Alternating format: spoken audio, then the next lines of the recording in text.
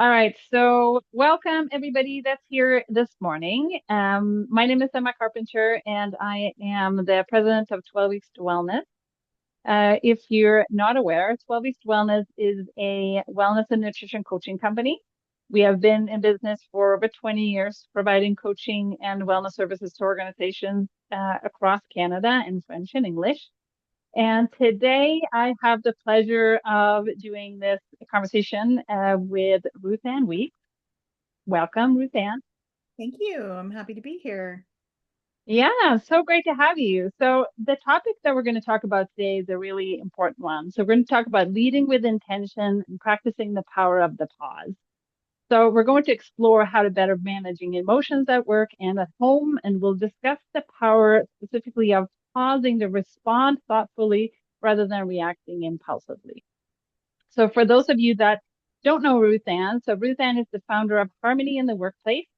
She is a tireless, forward-thinking crusader whose efforts have helped to bring the importance of an abuse-free work environment to the forefront of public awareness. She's also a gifted corporate keynote speaker who delivers a powerful message about today's workplace challenges to senior executives and decision makers. So, Ruth Ann, let's start about then talking about why is it crucial for HR professionals and leaders to be authentic yet model emotional regulation, and what's the connection there? How do they relate? Well, you can't fake authenticity. And we really, as leaders, we set the tone for the rest of the organization. When it comes to a healthy organizational culture, it's always formed at the top and implemented from the bottom. So you can't expect to have a healthy culture throughout the organization if the C-suite and leadership is not healthy. And so that starts with authenticity, because when people show up as their authentic selves, now that doesn't mean that we're sharing, oversharing things that are Mm, happening in our lives, but we can show up and we can be honest about maybe not operating at max capacity that day. Maybe we're not ourselves that day. Maybe we're having a bit of a situation in our lives, either at work or at home, where we're just not operating as our best. And to be able to just share that with your team is so empowering for them, because they know you're a human being. They know that you're multifaceted. They know that you have a life outside of work and you have lots of demands in work. I mean, especially with leadership in HR, I mean, it doesn't get um, much more demanding than those careers, right? So really just being able to show up authentically, be honest about where you're at that day. It gives permission to others on the team to also show up as their authentic selves. And when we can do that as leadership, it builds trust. And that really is the foundation for psychologically healthy and safe relationships at work. mhm, mhm. Yeah. So can you explain then the difference between what it looks like to react impulsively versus responding thoughtfully? Yeah, I talk a lot about the power of the pause. And when we react without stopping to think or pausing to think about how we're showing up, or what we're saying or doing in that moment, what we're doing is we're reenacting either the way we've shown up in the past or what's been demonstrated to us in the past by, maybe, I know for me it was my father. My stepfather was a hothead. So I grew up with him being very reactive, and he would burn, I would say, I describe it as hot and fast. He would burn hot, he would burn fast, and then you know what, he'd be fine. It was one of those things. I mean, daddy never apologized, right? But because he was the authority. But I learned that that was normal. And so I found myself as a young mother, um, showing up that same way with my own son. And I didn't want to do that. I didn't want to be a yeller. I didn't want to have a reactive, hot temper. So I learned a better way. And one of the things I learned is that when we can stop and pause and formulate a response instead of a reaction, we're coming from an empowered position. where we can stop and we can consider what else might be going on in this situation. What else might be going on for this person that we're finding challenging in that moment? What else might be going on for us in our personal life that we might be bringing to work that is affecting us? You know, even just getting hangry, going without food too long can affect your moods and how you react to people and respond in different situations.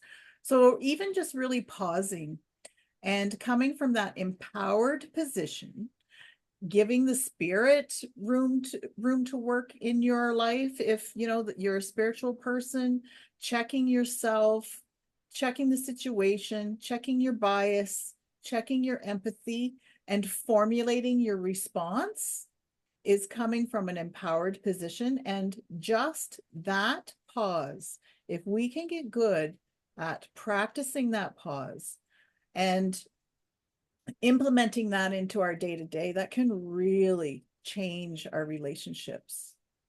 Hmm. Oh, I can definitely relate to the hangry part. But so I feel like there's going to be people that think that, well, this is who I am. I don't understand what the issue is. What is the issue here about Well, doing that? the issue can be, especially when we're in leadership, is people look to us to set the bar for intercompany relationships. And when it comes to relationships that are volatile, that is actually an HR risk to be managed, right? Because Mhm. when we have people, I mean, incivility is something that shows up. And civility and respect, of course, is one of the 13 psychosocial factors for psychological health and safety, which I'm going to assume that your listeners have heard a little bit about. If not, we'll come back another time. But Mhm. really, that incivility can lead to bullying if it's repeated over time. And incivility is just talking to someone in a rude or abrupt manner. Now, that can lead to complaints, formal complaints that are being filed. And those formal complaints all must be investigated. That's the legal framework. And, a workplace investigation can run anywhere from 10 to 15, $20,000 if you're bringing in an outside investigator. And when the stakes are high with workplace bullying or sexual harassment or something like that, it's usually, not always, but usually better to bring in an outside investigator unless someone internally has had that very specialized training, right? Yeah, because it's always in the eyes of the beholder as well. It doesn't necessarily matter if you meant it in a negative way or not, if it can be reasonably believed that you thought that that could be a That's possible right. reaction or response. Yeah. Yeah, that's a very good point, Emma, in that it doesn't matter what the intention of the person perpetuating the abusive statement, doesn't matter what their intent is. It matters how it affects the person that's hearing that. And you're right, that legalese, if they knew or ought reasonably to have known that it would cause humiliation or offense, right?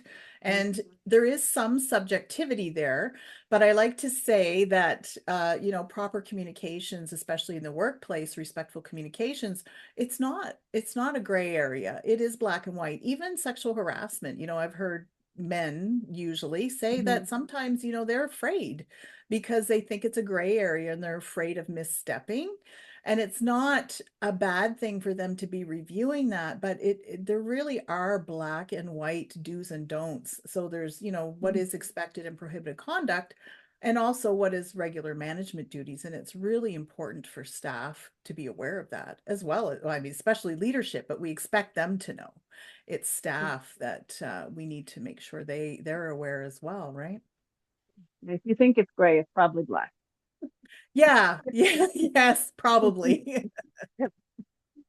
So, do you have some practical strategies then that leaders can use to cultivate a more thoughtful response in high pressure situations or even for staff? Yeah, well, what's interesting about this when we're capturing our thoughts and examining them, which is really what we're doing when we're practicing the power of the pause, it Hmm. takes practice, right? The first step is to really just getting used to noticing what we notice, because a lot of times our thoughts are just running rampant through our minds. We're not even thinking about them. We're just letting them sort of do what they do. And so it really starts with building that muscle to notice what we're noticing. And it does get easier over time. But when we can really stop, consider what's going on. Now, in a high stakes situation, that might look like calling a break if things are getting really heated in a room and you need to Mhm. take five, take 10. But I've even had people in rooms where they've left their phones out of the room and stuff like that, so they're not distracted and they don't get them back on their breaks. That way we know they'll come back. And Mhm. it might mean, if you're in a room and you're a leader and you're speaking, that you just need to pause, pour yourself a glass of water, take a drink. That gives you just some time to process what's happening. It might mean that you're practicing EFT techniques and maybe tapping or something just to stay mindful and stay in your body. And really, there's just whatever works for you. I love to hear from the audience. So when you post these, I really hope that you're seeking comments and people, what Mhm. do you do? How do you suggest that? You kind of break the tension. I know as a public speaker, or someone who's facilitating a workshop or working with a board or something like that that's in a high conflict situation, to try to use humor as much as possible while not trivializing the gravity of what's happening, but still just trying to break the tension and bring people back to the table so that we can be productive. Mhm.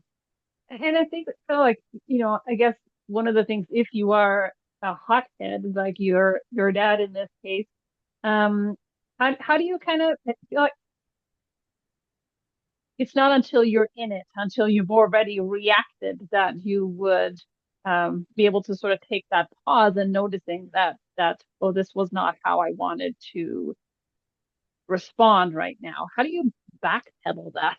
Like, With authenticity, just apologize, just name it.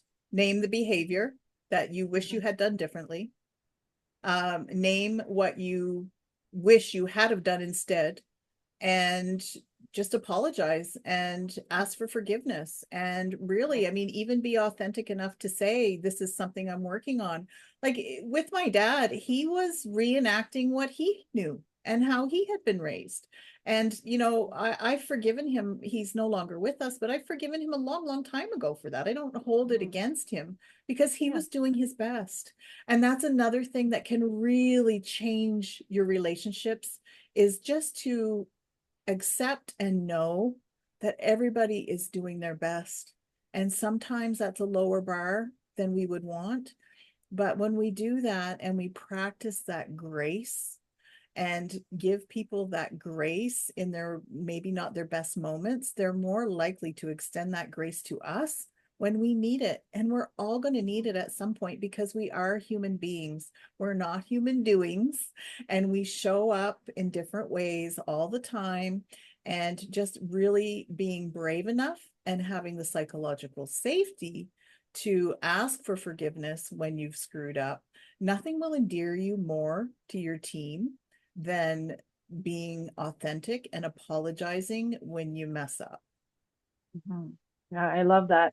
And that kind of leads us to my next question to you about, how do you actually model that behavior of thoughtful responding to encourage the culture of emotional balance within your team as well? So I can see that as being a great way to model it, that you're actually catching yourself in the act and being authentically honest about apologizing in that moment about how you would rather have reacted in that moment. So, what are some other ways that they can model their behavior here?